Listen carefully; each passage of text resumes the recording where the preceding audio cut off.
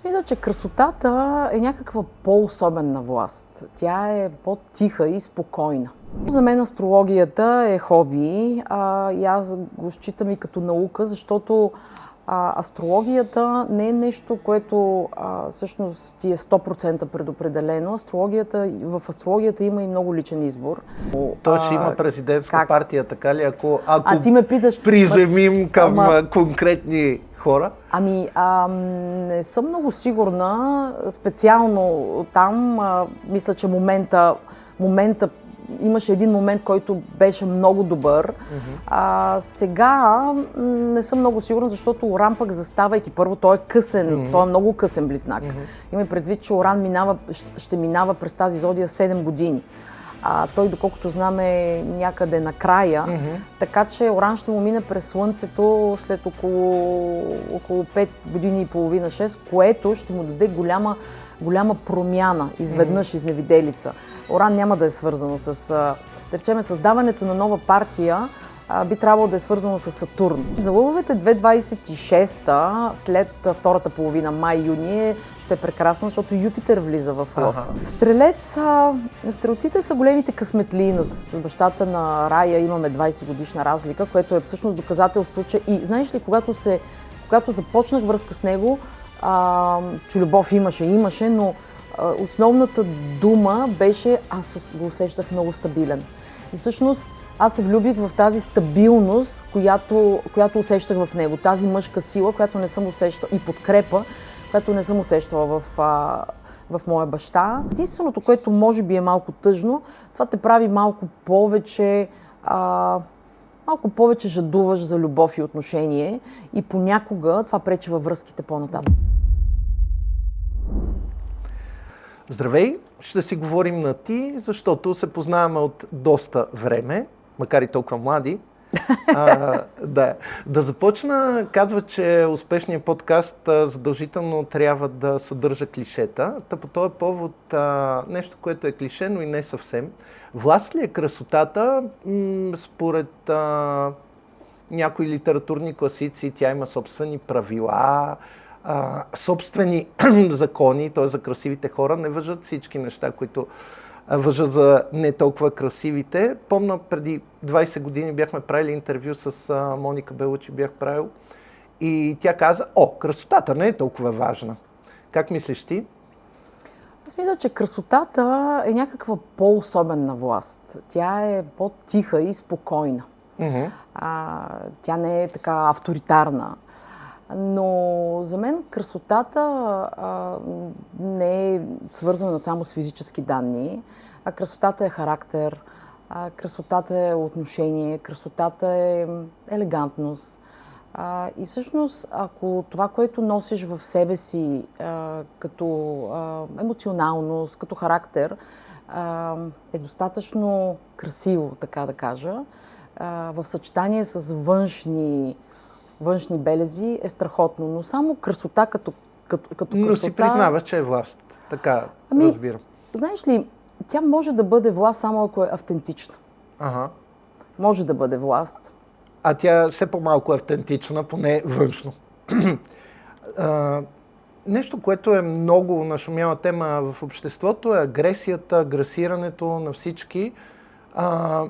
Според мен, и не само според мен, според психолозите, агресията е страх, неувереност. Какъв е твой опит? Имаш ли опит с агресията? В смисъл, ти като агресор и върху тебе оказана агресия. Имаш ли опит с това? Аз много силно се надявам. Аз агресор да не съм и никога да не съм била. Понякога с думи също сме агресори, както и игнора. Много хора не осъзнават, че игнора също е агресия.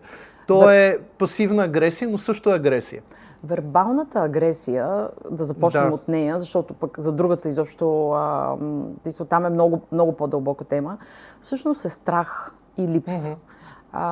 Човек става агресивен вербално, когато не може да бъде чут.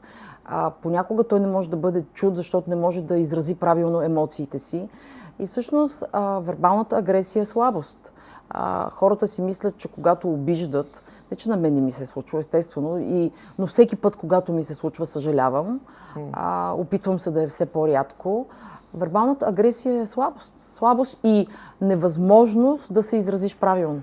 Аз помня, когато се запознахме и ние бяхме писали предварително, че ще станеш мис България. Вие. Да, така е. И ти не беше щастлива, но успя да го направиш добре, в смисъл сдържано и без агресия. Но много често така се случва, хората такива неща ги правят след това приятели за много дълго време. Ние сме доказателство. Доказателство, т.е. това не е лишено от логика, но и според мен агресията е неувереността. Дали не се превръща в зависимост също понякога? Или много често даже? Аз мисля, че агресивното поведение в днешно време, особено сред младите, е станало като някакъв вид емблема. Те си мислят, че това е някаква сила, супер, когато да. си... всъщност агресивното поведение е слабост, защото това е, както вече казах, липса на контрол върху емоциите си. А всъщност човек, който контролира емоциите си, това е силният човек. За съжаление, все повече млади хора вместо с думи си служат с юмруци и понякога това е фатално. Знаем за случаи, където хора губят живота си заради някаква буквално абсолютно нелепа обида. И всъщност е много хубаво в свят, който е с толкова много войни, където катастрофи, където всъщност живота е все по-застрашен на хората. Всъщност ние да избягваме такива ситуации, ако можем да ги предотвратяваме, защото една блага дума и една правилна някой път отстъплението е много повече от това да нападнеш. Може да не е толкова блага, но да се разговаря. Не просто да се говори, а да се разговаря, т.е. и да се чува и другия човек. Да. Спомена за силата. Много хора, с които съм говорил, за тебе на първо място казват, да, тя е много силна и много смела. Смелостта е сила, това е със сигурност. Разбира се, за да стане силен човек мина през много трудни моменти и аз, понеже се познаваме добре, знам при тебе за доста неща. Не са един и два. Да, отстрани изглежда, че ти е много лесно, но всъщност хората забравят, че сама отгледа голямата си дъщеря. След това имаше един, как да го наречем, каскада в едно телевизионно предаване, която едва не те остави инвалид. Имаше доста сериозен проблем. И така нататък, доста неща имаше доста години живя извън България, води войни с институции и така нататък. За всичко това наистина трябва сила, но тя не е автоматизъм. Как стават нещата и как човек да се научи да бъде смел и да приема такива предизвикателства, които по пътя излизат. Повечето хора им е най-лесно да се откажат и да обвинят някого други го. Според мен смелостта, тя не е липса на страх, а напротив, тя е, според мен, преодоляването на този страх. При мен как работи? Аз смятам, че това, което ни прави по-силни и това, което всъщност ни дефинира, е това как се изправяме след като сме станали. И всъщност не провала. То единия път ти беше и буквално да се изправиш. Да. Хората не помнят, но аз помня много добре. Да, беше много трудно. Буквално провала е нещо, което те прави по-силен, събираш се. Нещо, което всъщност ти доказва. Всеки път, когато съм имала трудности, в момента, в който всичко започне, е много трудно, стресиращо, но разделяш действията си и целта си на малки крачки. Да. И в момента някак си не се паникьосваш, това поне, което аз правя. Знам целта ми каква е. Разделям нещата, които трябва да направя на малки крачки, планирам и всъщност се изправям и гледам да се изправя достойно. Защото не е важно всъщност как минаваш през един проблем, не е важно дали минаваш, а как минаваш, защото понякога ти можеш да си решиш проблемите по лесен начин, но не толкова хигиеничен. С пари искаш да кажеш. Да. Повечето хора така опитват. Или с много пари. И с много компромиси. Естествено. Това, което аз съм правила в живота си е, че съм правила много компромиси за хората, но със себе си компромиси не съм правила. И за мен е важно, минавайки през някаква ситуация, не само да оцелееш, а и как ще оцелееш, защото изгубиш ли себе си като някакво чувство за достоинство, морал и чест, след това няма връщане назад.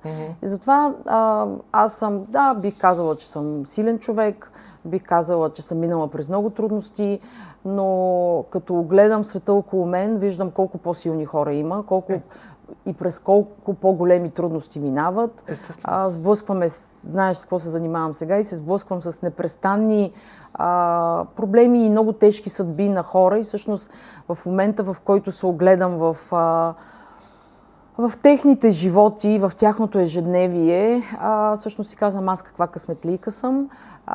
И съм... Трябва да бъдем благодарни винаги. Благодарна съм на всички изпитания, на всички трудности, защото всъщност те са ме довели до тук. А смяташ ли, че проблема да имаш отсъстваш, да го наречем родител, т.е. както и при мене и при тебе имаме в случая с нашите бащи, ни прави по-силни. Аз по себе си знам, при мъжете, при нас винаги това ни прави така вечно желаещи да се доказваме. При жените, според психолозите, те компенсират отсъстващ баща с по-олегнали мъже. Но това не значи, че е лесно.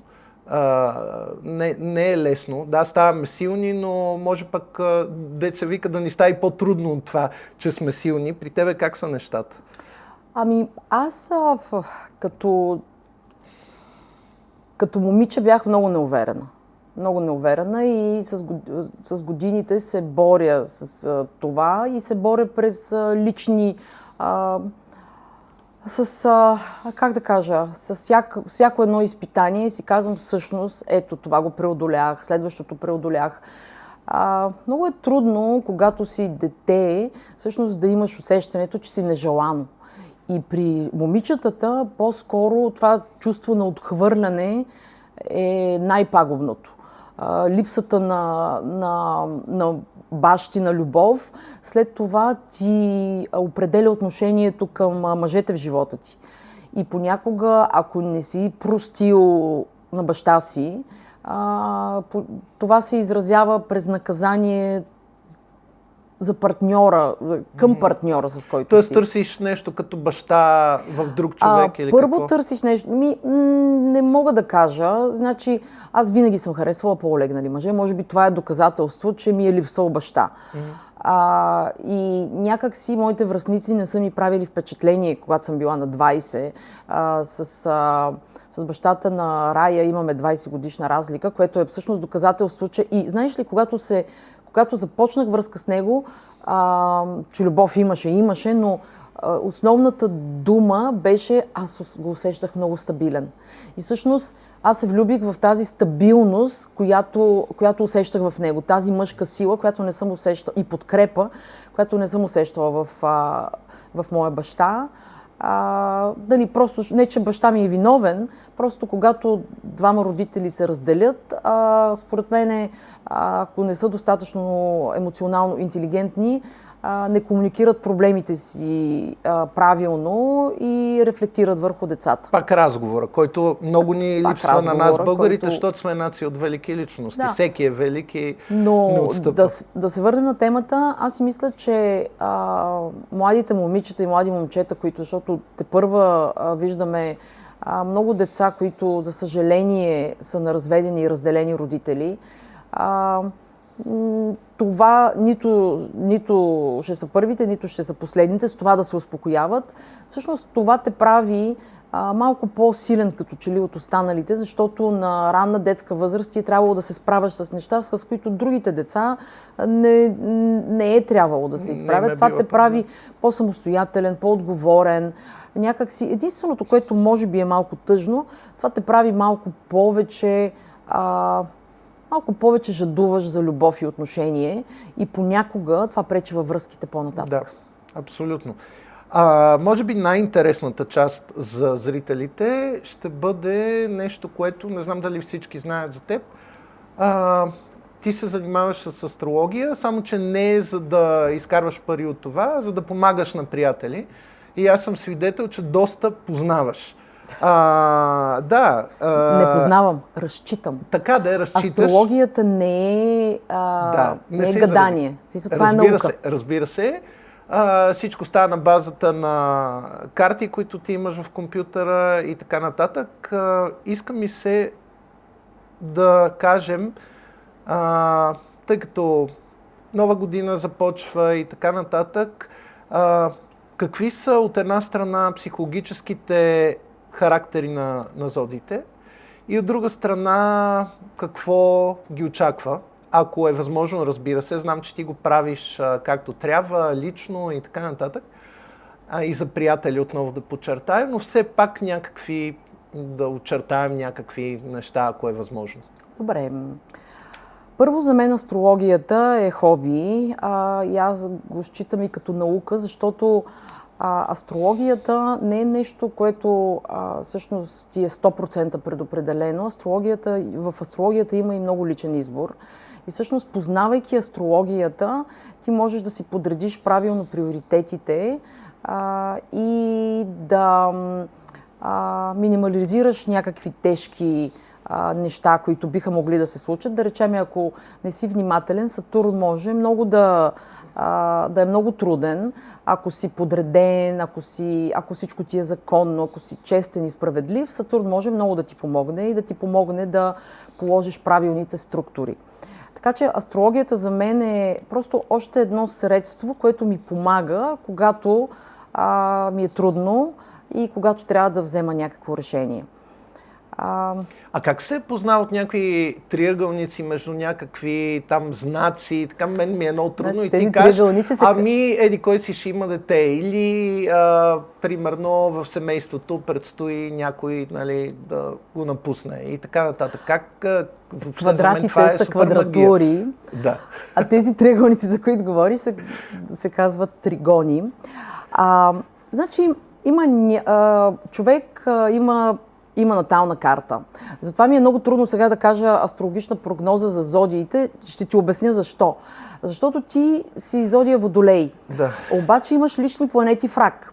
Да. Отделно имаш асцендента ти е на друго место. И всъщност е много важно цялостната комбинация от твоята натална карта. И не е само дали си Лъв, дали си Водолей, дали си Рак. Така че, ако трябва да започнем, овните, овните са много смели, много огнени. Те са огнена зодия, много смели, но пък могат да бъдат много импулсивни и припряни. И сега тази година Сатурн ще се върне в знака на Овен, което всъщност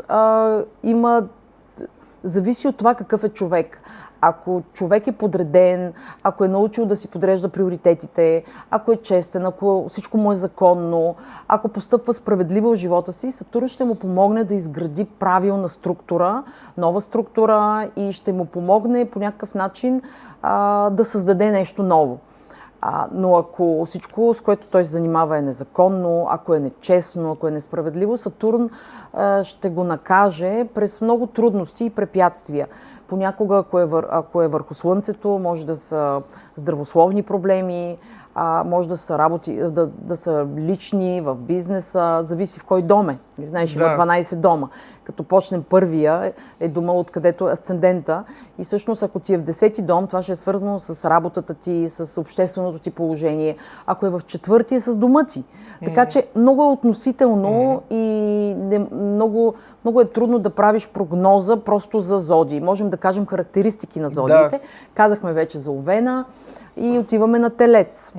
Значи телците са много издръжливи, много търпеливи, но пък са много инатливи и те не обичат промените, много са застопорени. Те са земен знак и общо взето много трудно помръдват от там, където са и много трудно им сменяш гледна точка, но пак зависи, защото ти можеш и Телец, но Меркурий да ти е в Близнаци и просто да си много флексибъл в мисленето си, така че пак е много относително. Близнаците са много ведри, весели, много интелигентни, но пък могат да бъдат и малко безотговорни. И не толкова не толкова привързващи се, така да кажа, дистанцирани. Така, раците... Чакай преди това, за близнаците има ли нещо специално в годината, която започва 2026? Близнаците, те през изминалата година... Близнаците сега са в добро положение, защото хубави секстили идват от Плутон във Водолей и от Уран. Уран е в Близнаци. Всъщност, Уран, влизайки в Близнаци сега, особено за началните близнаци, ще имат много такива нови събития, които ще дойдат изведнъж. Някак си ще дойде нещо в живота им и ще ги събуди. И за всеки е различно. Той ще има президентска партия, така ли? Ако ти ме питаш, приземим към конкретни хора? Не съм много сигурна. Специално там, мисля, че момента имаше един момент, който беше много добър. Сега не съм много сигурна, защото Уран пък заставайки първо, той е късен, той е много късен близнак. Има предвид, че Уран ще минава през тази зодия 7 години. Той, доколкото знаме, някъде накрая, така че Уран ще му мине през Слънцето след около 5 години и половина, 6, което ще му даде голяма промяна, изведнъж изневиделица. Уран няма да е свързано с, да речем, създаването на нова партия, би трябвало да е свързано с Сатурн. Защото там това е стабилност, това е работа за хората. Уран е нещо, което е малко по... Защото каза ново и аз за това питах. Уран е нещо, което е иновативно, нещо, което идва много бързо в живота ти, без да си го планирал. Ако партията е планирана, трябва да гледаме Сатурн. За нея. Да. Кажи си за твоята зодия Рак. Така, моята зодия Рак. Раците са много семейни, те са много обгрижващи, но пък могат да бъдат много ревливи и обсебващи. Артисти. И обсебващи. Да. Това е за раците. Лъвовете, те са крале, те са кралици, те са много мащабни, благородни, но пък при лъва проблема е егото. Те често се подават на ласкателства и аплодисментите са им много важни. Как са им нещата напред? Как са им нещата напред? За лъвовете 2026, след втората половина май-юни, ще е прекрасна, защото Юпитер влиза в лъв. И всъщност хората, които искат да създадат семейство, могат да се влюбят, хора с особено Венера в лъв. Нещо много хубаво в любовта може да им се случи. Политически как са? От друга страна, хората, които са ранни лъвове, Плутон прави тежки опозиции с ранните лъвове между родените от 23 от 23 юли до към 30. Следващата година-две ще имат Плутон опозиция Слънце, което е доста голямо предизвикателство, защото при Плутон общо взето нещо старо трябва да умре, за да се роди нещо ново. И стари модели, такива, които са неработещи, общо взето Плутон е свързано и с манипулация, с власт. И ако човек използва властта по правилен начин, ще бъде възнаграден. Но ако не се използва, както в момента наблюдаваме, че аз не мисля, че хората са доволни и не мисля, че се работи за хората. Чуваме само как ще се работи за хората, но не го виждаме нагледно. И аз очаквам да го видя в крайна сметка, защото Плутон, опозиция Слънце, ако не се случи, не е добре. Девите? Девите са много подредени, педантични, но понякога са прекалено критични. И тази критика, която понякога имат дори към себе си, е деградивна.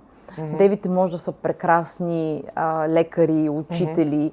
Те винаги гледат да са в услуга на хората, но бъдейки в услуга на хората, те трябва да внимават да не изтощават себе си.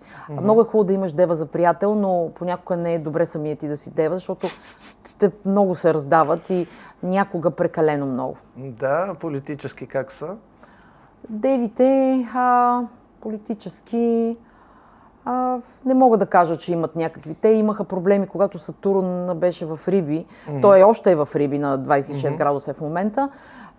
Крайните деви, крайните градуси все още имат опозиция от Сатурн, но сега от 2026 като че ли Сатурн ще напусне. Да, малко ще им даде въздух. Везните, които следват? Везните, те имаха много трудни години. Везните са това, което е добре за тях, че са много дипломатични. От друга страна са много нерешителни и колебливи. Виж как, нещо, което е позитивно, всъщност... Да, то никога не е само плюс, разбира се. Хората, ако очакват само хубави неща, малко трудно. Няма как за везните, особено за ранните везни, идва хубав период. Идва хубав период, защото всъщност сега, като махнем, че Сатурн ще прави квадрати, от Овен, но те са за една година, но генерално Плутон ще прави хубави аспекти, Оран ще прави хубави аспекти, така че, но пък ето пак идват малко по-тежки аспекти от Нептун и Сатурн, които прави квадрат. Нептун и Сатурн ще иска малко да ги дисциплинира, а Нептун е когато имаш квадрати с Нептуна, те ще имат квадрати, особено ранните, малко ще изгубят фокус. А пък везните като цяло не са много фокусирани. Но ето, знаеш ли, астрологията е нещо, което никога не е еднозначно. Имаш хубави тригони, имаш съвпади хубави от едни планети и същевременно имаш предизвикателни от други. Така че идеята на астрологията е просто да я познаваш и по някакъв начин когато виждаш кои страни са ти по-силни на даден етап, да използваш тях и да минимализираш лошите. Да, нататък. След Везни идва Скорпиона. Скорпиона е много... лошата му страна е, че е много инатлив.